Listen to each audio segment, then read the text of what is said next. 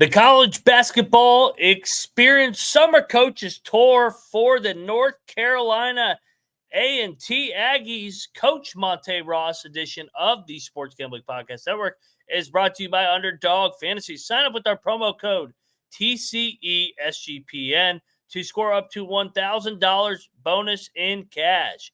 Underdog Fantasy promo code TCESGPN. And we're also brought to you by Rhythm. Get your 7-day free trial today by going over to sportsgamblingpodcast.com/rhythm. That is the sportsgamblingpodcast.com/RITHMM today.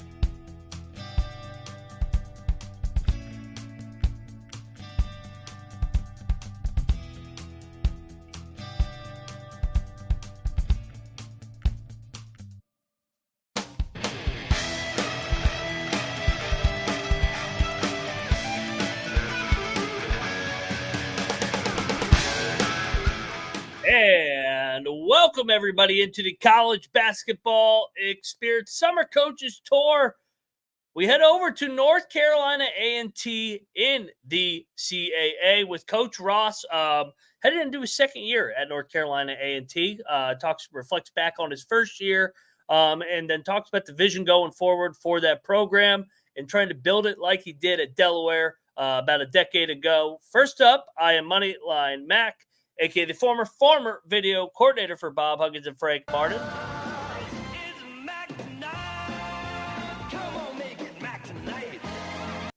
Also known as Mac Tonight over here at the College Basketball Experience. Happy Sunday, Coaches Tour edition here. Hope everybody's having a great weekend. Enjoyed the football games.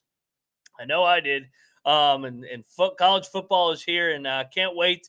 Real quick before we bring on Coach Ross and talk North Carolina A&T Aggie basketball, we got to pay the bills because we're brought to you by Underdog Fantasy. Use that promo code right above me, TCESGPN, to claim your special pick and first-time deposit. Offer up to $1,000 in bonus cash. That is the Underdog Fantasy promo code TCESGPN.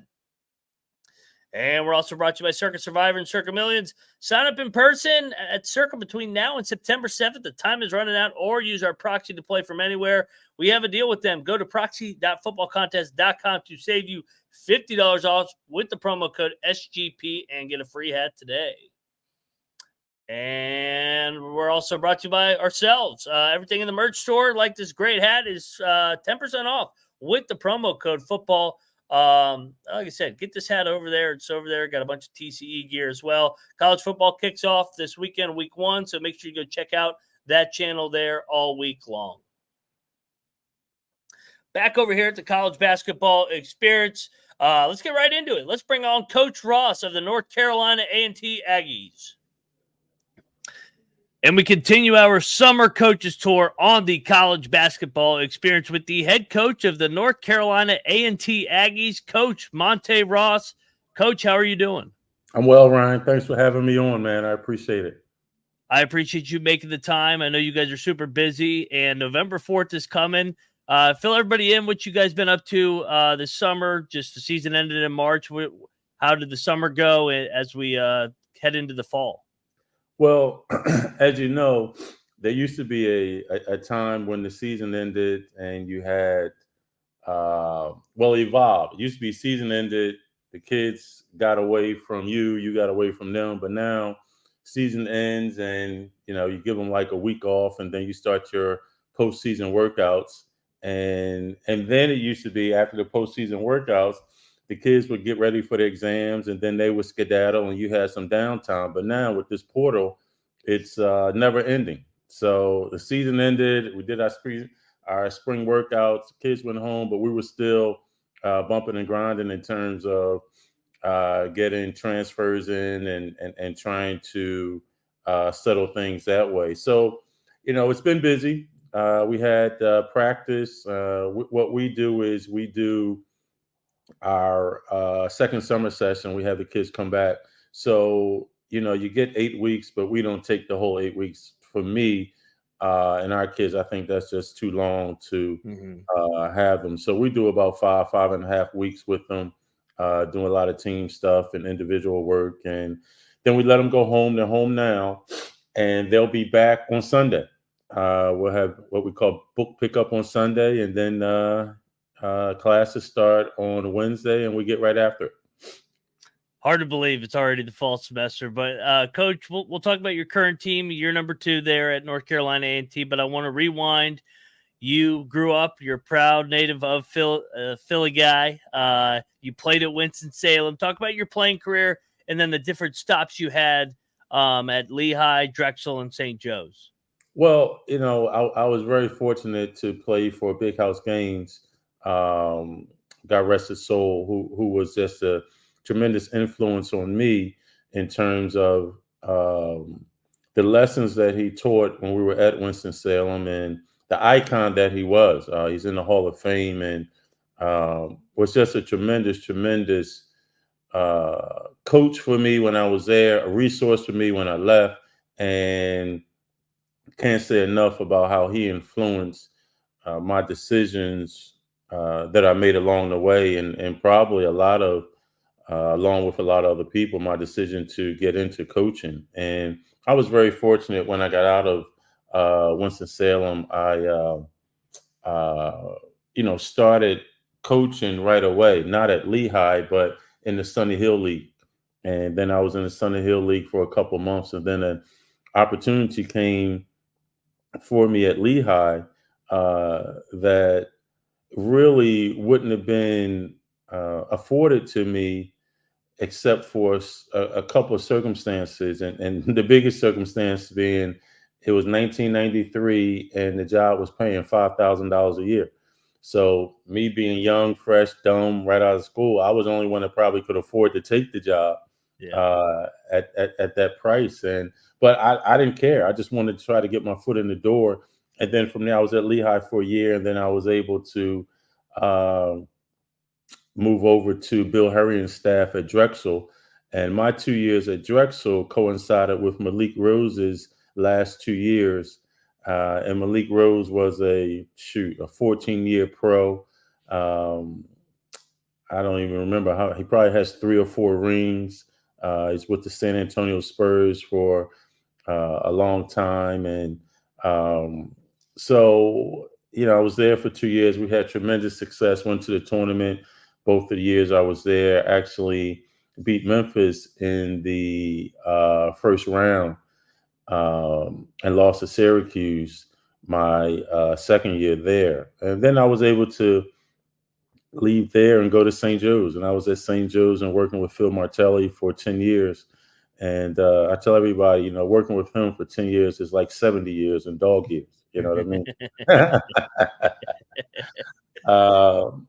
In all seriousness, Phil was and is a great friend of mine, and we still talk. And was just a tremendous experience working with him for 10 years, and just his attention to detail, his being every decision he made was in the best interest of the young men that we were coaching. And he always, and I've stolen the phrase from him, we don't coach basketball, we coach people. We're trying to make these young men the best possible people that we can possibly do. And so was there for 10 years and had some unbelievable experiences, undefeated regular season, and went to the Elite Eight in 2004. Had the pleasure of coaching Jameer Nelson, Delonte West. I'm going to try to put on my headphones because we have orientation going on. I don't know if you can hear the band right outside of my office. So let me see it's not too bad. It's not too bad. bad. It's okay. Yeah. Okay. It's probably worse for me than it is for you. Yeah. I think it luckily with technology in this day and age, it could somewhat balance it out. So yeah, okay. It's not too bad, but yeah. Coach, I mean, you guys had unbelievable success at St. Joe's. You mentioned it, worked for Martelli. You hire his son, actually. He was on your staff at Delaware, Phil Martelli Jr. Talk about the tenure you guys had at Delaware, because that was a rebuild job. You got to an NCAA tournament in 2014. I believe you played Michigan State. But just talk about the early years at Delaware and building that thing up, because I kind of draw parallels what you're doing at A&T with Delaware back in the day. Sure. And that's one of the things that drew me to North Carolina A&T is obviously the same league, the CAA. When we got to Delaware, I like to tell people it was subterranean. It was below ground level in trying to build it. And, the a lot of the credit goes to the administration that hired me. Edgar Johnson, he was my athletic director, and they really, really took a chance. They took a chance on an assistant, and gave me time to do it, and gave me time to uh, do it the correct way. They didn't want a quick fix, and I actually really made a lot of mistakes in my first year, but we were so bad. I'll tell people didn't even realize I was making mistakes. They just realized that or felt like that we were so bad. And that's why. But I was able to build it in the fashion, and we didn't, back then, it wasn't JUCOs, it wasn't, transfers were, but not as obviously as prevalent as they are today. But we were just able to build it brick by brick, and I was able to cut my teeth in a very difficult league. You talk about at that time, Jim Larinaga was at George Mason. Anthony Grant got the job at VCU the same year that I got the job at Delaware. Blaine Taylor was at Old Dominion. Bruiser Flint was at Drexel. So I got an opportunity to cut my teeth against some really, really talented coaches. And, that really helped me along the way. It meant you had to be sharp in every game you went in. And now we did in our first couple of years, we were obviously building the program, and we weren't winning at the rate that we wanted to win, but we always saw the signs. We always saw the progression that we were able to make year to year, and that really propelled us and gave us the confidence that we would be able to build it to the level that that everybody wanted us to get to, and that we wanted to get to ourselves. And from there, so you're at Delaware for a decade. You get to an NCAA tournament. You guys had a heck of a run there. 3-4 year stint where you guys basically were pumping out 20-win seasons left and right. Talk about your experience at Temple. So you go back from running your own program, then you go back to kind of trying to help your boss at Temple. How did the experience at Temple help you now going back to the head coach, back to the 18 inches as leading your program? Sure. Well, I think you're always learning.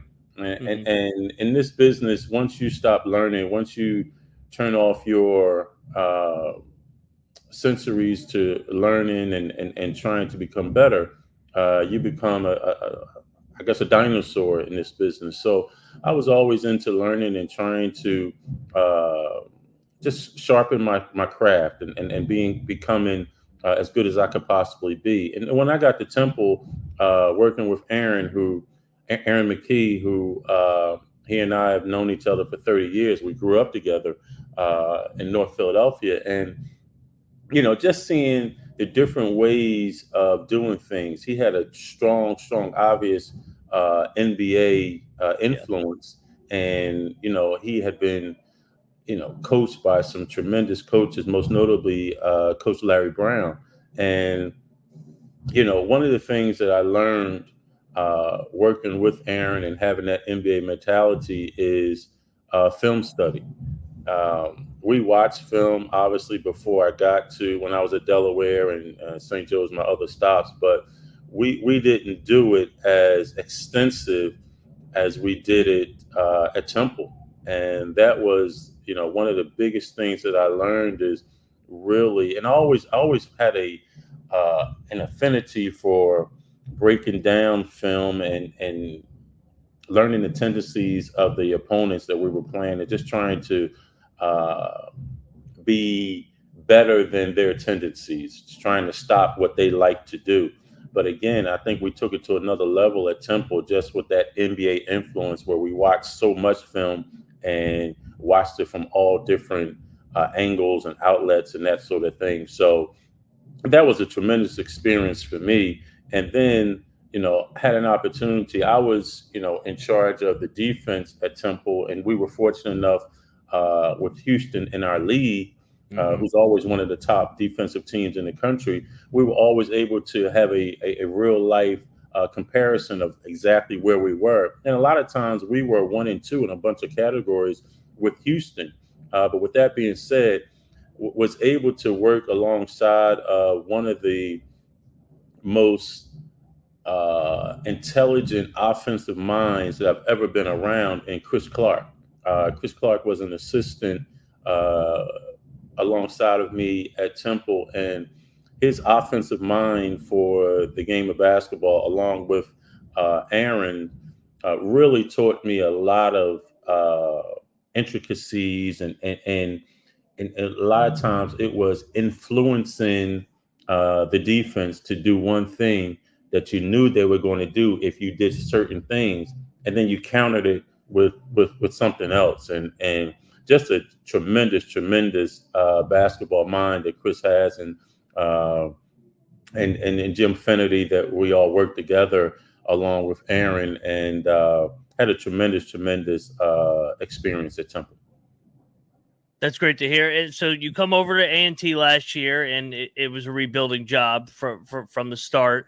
How in this day and age is a rebuilding job different, especially when you're in such a competitive league like the CAA that you've already done it, but it's a different CAA this time around? You got Charleston, Wilmington, Drexel, Towson, still really good coaches, different playing styles, and just really good programs. Well, I think it's obviously for this league, but I think it goes across the board in terms of building a program these days is a lot more challenging just because of the transfer portal. When we got to Delaware, we could count on bringing a young man in and watching him grow from freshman to sophomore, junior and senior, and in that vein. Oh, that's changed now.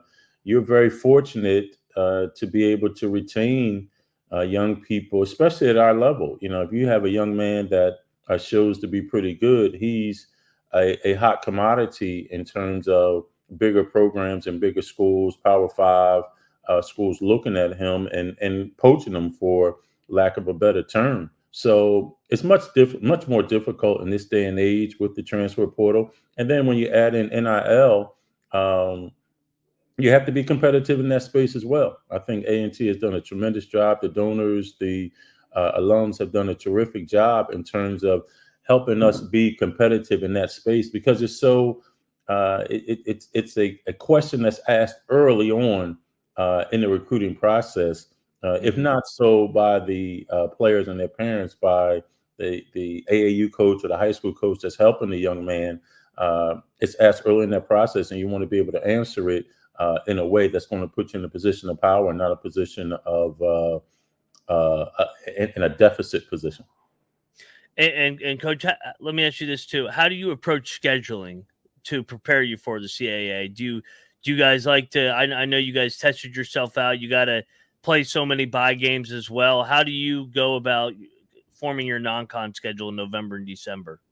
Yes, we have always, and the reality is, as much as right now, we're not the Mountain West. We're not a major league that's going to get more than one team in. We're desperately trying to change that. I think the Mountain West has a terrific model for doing that. But you look at College of Charleston, not this past year, but the year before, they had some tremendous wins. I want to say 30 wins going into the tournament selection Sunday. And if they hadn't won the conference tournament, then they weren't going to get in. They weren't going to get an at-large bid. So, we're realistic and understand that. So what we try to do, the bye games that we have to play to help the entire athletic department, it's not a big deal to me, because we want to challenge our guys and get ready for the CAA. The Coastal Athletic Association is a very, very difficult league. Like you mentioned, some really, really talented coaches. So we want to really challenge ourselves early And everything that we do from November 4th to January the 4th is all in preparation for our conference play, because we know it's going to come down to really 3 or 4 games in March, and you have to be sharp then. So we want to really be sharpening our skills throughout that non-conference schedule to get us ready and put us in good position for our conference run. So, our non-conference is very, very challenging. Was last year, it's going to continue to be this year, and it's going to continue to be for my tenure here at A&T. We're going to challenge these guys because, and another thing is, our guys want to play great competition. They want to challenge themselves, and I want them to be challenged. I want them to understand what it takes. If you want to play at the next level, which they all do, they all want to play after college. Well, let me challenge you to play against somebody that has those same aspirations, and let's see where you shake out. That's the downside of the mid-majors is you got teams every year that have unbelievable years. They're the best team from January to March, and then they have one bad night and they don't get to the big dance. But it's the reality. Everybody loves March Madness, but being a higher-seeded March Madness or mid-major, as you've been at Delaware, it can be the dark side of March, as they say. Coach, you've taken a bunch of your time. I want to leave you with one last open-ended question. Year 2 there at North Carolina A&T, you guys look to make that same jump that you did from year 1 to year 2 at Delaware. What's your message to North Carolina A&T fans that will watch the show? Well, I think we've had a tremendous response from the fans in our first year. I think a lot of it had to do from the way that our guys carried themselves on the court. They gave everything that they had on a nightly basis, every single game. We didn't shortchange the game one bit.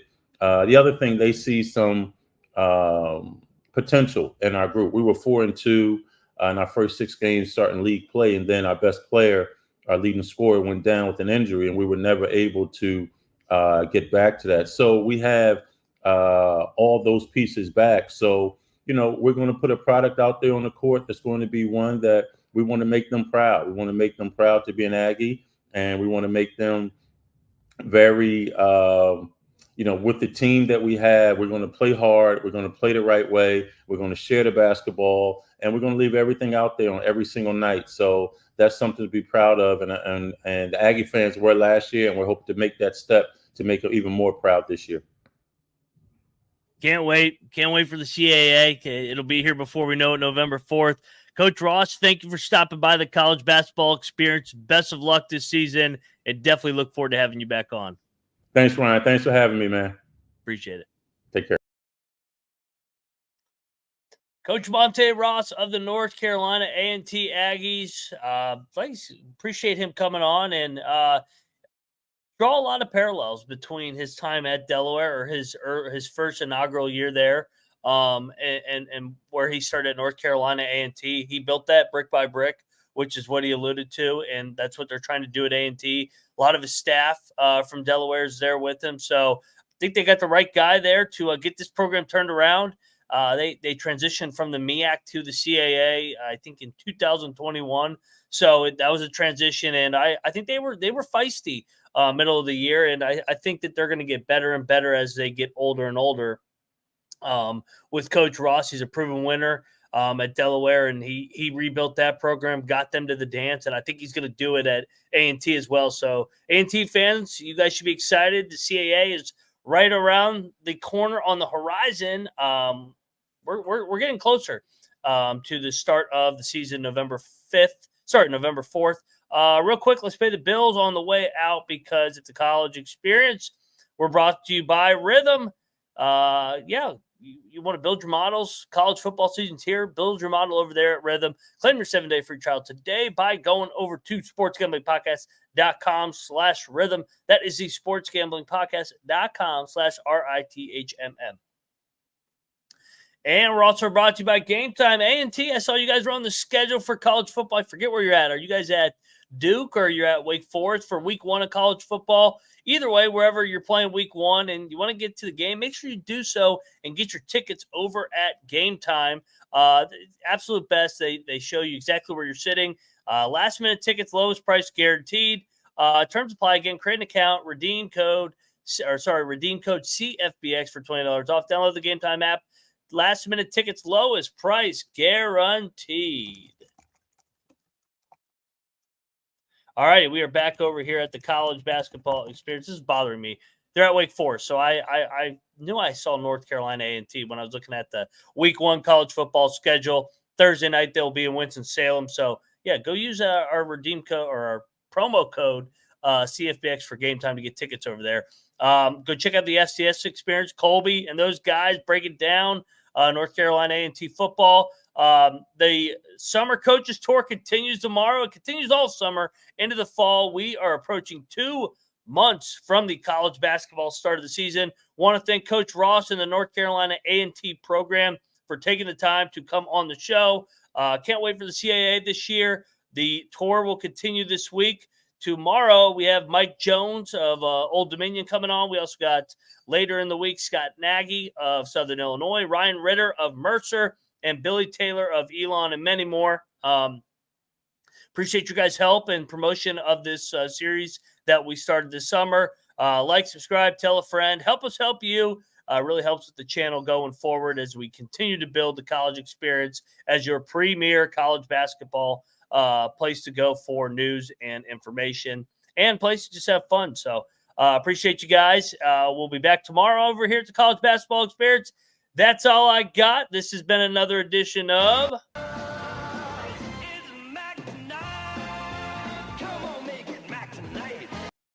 Mac Tonight, signing off over here at the College Basketball Experience. November 4th is getting closer. You better start thinking about yours. And we are out of here.